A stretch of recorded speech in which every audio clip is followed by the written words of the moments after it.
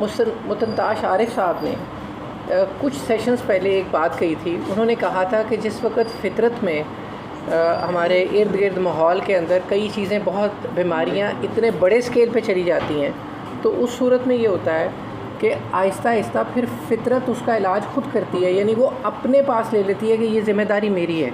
اور میں نے تو بڑا کلوزلی آبزرو کیا کہ جب کرونا آیا تھا تو آپ دیکھیے کہ اس کے اندر جب دنیا کے کنٹرول سے یہ چیزیں باہر ہو گئیں تو فطرت نے اس کا علاج خود کیا.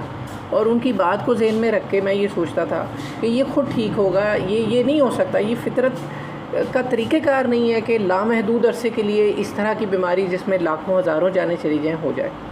تو ایسے میں ابھی جو سجاد زخمی صاحب یہ کہہ رہے تھے اور بالکل ٹھیک کہہ رہے ہیں کہ جو مسائل ہیں وہ کیا ہیں کہ ہمارے جاگنے اور سونے کے اوقات خراب ہو گئے, ہماری خوراک خراب ہو گئی.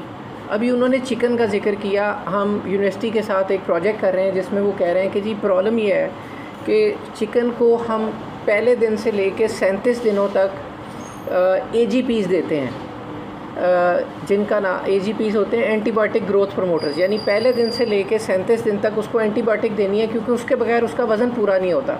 تو وہ ہم سے انہوں نے رابطہ کیا کہ کیا کوئی دوائی کوئی خوراک ایسی ہو سکتی ہے جس سے اس کا وزن پورا ہو جائے. دنیا میں یہ بین ہو رہی ہے. مجھے کئی میں خیر 4-5 سال 6 سال پرانی بات یاد ہے, حکیم صاحب نے ایک دفعہ یہاں ہمیں پلاؤ کھلایا, ٹھیک ہے, میں صرف آبزرویشن کی بات کر رہا ہوں. تو میں نے ایسے نظر میں دیکھا کہ حکیم صاحب نے رائس ڈالے اور انہوں نے چکن کی بوٹی نہیں ڈالی, ٹھیک ہے. اور تو میں نے ان سے پوچھا, میں نے حکیم صاحب سے کہا, میں نے کہا کہ یہ آپ نے کیوں نہیں ڈالی؟ تو انہوں نے کہا کہ یہ کیچڑ بھی کوئی کھانے کی چیز ہے. اچھا, آج اتنے سال پرانی بات جب میں نے وہاں ان سے سمجھا کہ چکن کو کس طریقے سے بڑا کیا جا رہا ہے اور اس میں اے جی پیز ڈالے جا رہے ہیں, تو وہ بالکل صحیح کہہ رہے تھے کہ یہ کیچڑ ہے.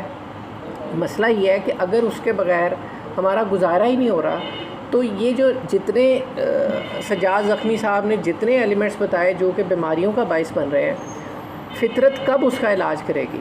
دیکھیں ہم اپنی کوشش کر رہے ہیں مگر یہ پچھلے کئی سالوں کے اندر یہ تمام چیزیں بڑھتی جا رہی ہیں. آپ چکن کا استعمال اپنے گھر میں دیکھ لیجئے, آپ سونے جاگنے کے اور موبائل فون کے استعمال کا دیکھ لیجئے, اپنے گھر میں دیکھ لیجئے, اپنا دیکھ لیجئے.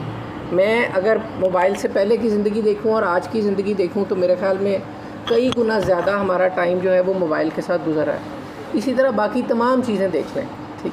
تو اگر یہ ساری چیزیں خراب ہو رہی ہیں تو پھر ہم کہاں پہ اپنی کوشش کوئی ڈال سکتے ہیں جس سے یہ چیزیں بڑے اسکیل کے اوپر ٹھیک ہو سکیں؟ تو اس پہ ہمیں رہنمائی ضرور چاہیے ہوگی جب حکیم صاحب کی باری آئے. بہت شکریہ.